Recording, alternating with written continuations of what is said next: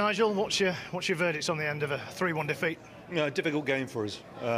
In as much as we're playing against a very good side today, and to concede 3 goals in a relatively short period of time really did put ourselves up against it. First goal, it's offside. But I can't, in all honesty, complain too much. We were beaten by a very, very good side today, who showed quality both in terms of their ability on the ball and the movement was very good. But in the second half, we've at least shown a bit more resilience and managed the ball an awful lot better. And that is, I think that was our big problem in the first half, is that when we did win it back, we didn't do anything with it. And when you play against a side with quality, it's always going to make it that bit more difficult. Is there a disappointment that the goal that you got came too late in the game, perhaps? Listen, when you're 3 down, I think it's important, firstly, to try and stabilise,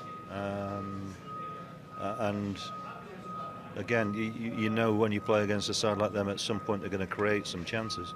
But I thought, again,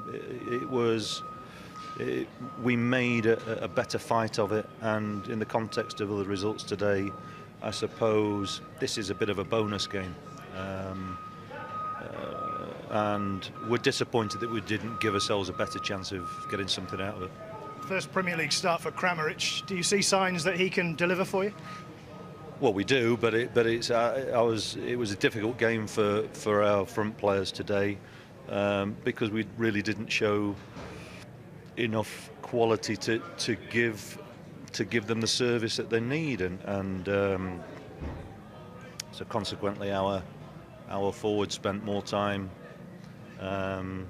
working defensively than they did when we had the ball. It's a bit of a chicken and egg situation,